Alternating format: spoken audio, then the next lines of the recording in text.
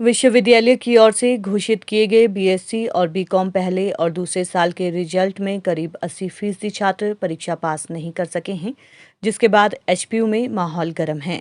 छात्र लगातार प्रदर्शन कर रहे हैं। इसी बीच आज एक कार्यक्रम के लिए विश्वविद्यालय पहुंचे राज्यपाल राजेंद्र विश्वनाथ आर्लेकर को छात्र संगठनों ने ज्ञापन सौंपा और छात्रों को आ रही दिक्कतों के समाधान की मांग उठाई। छात्र संगठनों का कहना है कि नए सिस्टम से पेपर चेक किए गए, जिससे 80% छात्र फेल हो गए। इसमें खामियां हैं। रीचेकिंग के बाद जो पास होते हैं उनकी फीस को रिफंड किया जाना चाहिए। छात्रों का कहना है विश्वविद्यालय में 6 से 7 हजार बच्चे पढ़ते हैं, लेकिन केवल 1200 छात्रों को ही हॉस्टल की सुविधा मिल रही है। नेता विश्वविद्यालय में आकर पट्टिका लगाकर चले जाते हैं, लेकिन ये समस्याएं समाप्त नहीं हो रही है। उनका कहना है कि छात्र संघ के चुनाव बहाल किए जाने चाहिए। छात्रों ने आरोप लगाया कि अध्यापक राजनीतिक गतिविधियों में पढ़ाई से ज्यादा शामिल रहते हैं, जिससे विश्वविद्यालय में पढ़ाई का स्तर गिर रहा है। हमने बड़ी साफ सी मांग, जो हमारी सबसे पहली मांग ये है कि विश्वविद्यालय की अगर हम हालत देखें तो जो हालत है वो बद से बदतर होती जा रही है। और उसका सबसे बड़ा कारण जो हमने एनालाइज भी किया है चीज़ों को, विश्वविद्यालय के अंदर क्या है, स्थायी वीसी नहीं है। इसलिए हमने सबसे पहली डिमांड ये उठाई है कि विश्वविद्यालय के लिए जल्द से जल्द जो स्थायी वीसी है उसको रिक्रूट किया जाए।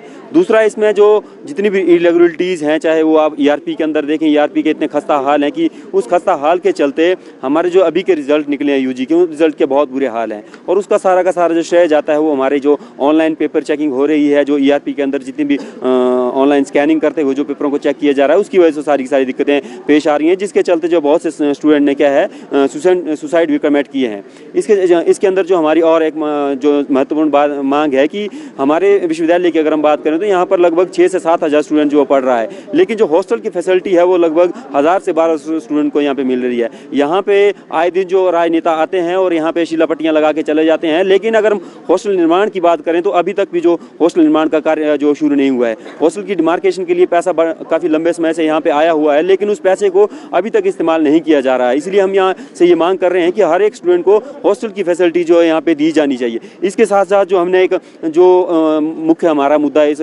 हमने उठाया है, उसके अंदर जो ये सारी दिक्कतें हैं उसका जो एक केंद्र बिंदु अगर उसको कहा जाए, जो एससीए इलेक्शन है। एससीए इलेक्शन बैन होने की वजह से क्या स्टूडेंट को बहुत सारी दिक्कतों का सामना करना पड़ रहा है। जब भी यहाँ ईसी की मीटिंग होती है तो जब यहाँ एससीए नॉमिनेटेड जो इलेक्टेड एससीए होती थी वो उस ईसी का पार्ट होती थी, लेकिन जब से इलेक्शन के ऊपर बैन लगा है, हमारी जो एक इलेक्टेड बॉडी हम अपने अधिकारों की रक्षा के लिए इसको खड़ा करने के लिए बोलते थे, वो जो है वो हमसे छीन लिया गया है। इसलिए हम ये मांग कर रहे हैं कि जो छात्रों के जनवादी अधिकार हैं, एससीए इलेक्शन है, उनको जल्द से जल्द जो बहाल किया जाना चाहिए। इसके साथ साथ जो एक और महत्वपूर्ण चीज़ इस विश्वविद्यालय के अंदर देखी जा रही है कि यहाँ के जो अध्यापक हैं वो लगातार जो राजनीतिक गतिविधियाँ हैं उनके अंदर जो इंडल्ज पाए जा रहे हैं। तो हम यहाँ से ये भी मांग प्रशासन से कर रहे हैं कि उन अध्यापकों को ये हिदायत दी जाए कि किसी भी प्रकार की जो राजनीतिक गतिविधि है उसके अंदर शामिल ना हो। उनका काम जो स्टूडेंट को पढ़ाना है तो उसके अंदर जो ज़्यादा से ज़्यादा फोकस करें।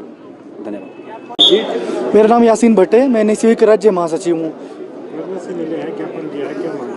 हमने आज हिमाचल प्रदेश विश्वविद्यालय एवं प्रदेश के हजारों लाखों छात्र जो हैं प्रभावित हुए हैं, चाहे वो यूजी परीक्षाओं से रिलेटेड समस्याएं हों या कुछ और हों, इनके रिलेटेड जो है माननीय राज्यपाल महोदय को अवगत करवाया हुआ है। इसमें सबसे पहले हमने बात की है कि जो यूजी का रिजल्ट आया है बीए, बीएससी, बीकॉम का, उसमें हजारों लाखों छात्र जो है फेल हुए हैं। उनमें जो ईवीएस में छात्र फेल हुए हैं 2013 से लेकर के अभी तक प्रदेश के 144 में से किसी भी कॉलेजेस में ईवीएस का जो है सब्जेक्ट जो है इंडल्ज है, लेकिन टीचर्स नहीं है। तो हमने डिमांड करी है कि इनको जो है प्रमोट किया जाए, क्योंकि जब यूनिवर्सिटी या प्रदेश सरकार 2013 से लेकर के 2022 तक इतने लंबे टाइम पीरियड तक जो है इंटीरियर एरिया या प्रदेश के जो है राजधानी के साथ लगते हुए कॉलेजेस हैं, वहाँ पे भी अगर आप टीचर तक मुहैया नहीं करवा पा रहे हो तो आप किस हिसाब से जो है बात कर रहे हो कि आपकी एक क्वालिटी ऑफ एजुकेशन इम्पावर होगी। इसके अलावा हमने बात की है कि बहुत सारी दिक्कतें आई हुई हैं यूजी एग्जाम्स में, जैसे जो इन्होंने पेपर चेकिंग करवाई थी वो सारे ठेके के तहत करवाई है। तो बड़े सारे स्टूडेंट्स ऐसे हैं जिनको क्वायरीज हैं और हमने डिमांड करी है कि जो बच्चे पास पाए जाते हैं रिवैल्यूएशन में उनकी फ़ीस को रिफ़ंड किया जाए, क्योंकि अगर आप पास कर रहे हैं उन बच्चों को तो उनकी कोई गलती नहीं है। बच्चे काफ़ी सारे बच्चे हैं जिनकी जो +2 में उससे पहले की परीक्षाओं में 95% के आसपास के मार्क्स थे, लेकिन कॉलेजेस के एग्ज़ाम्स में उनको जो है फेल कर दिया गया।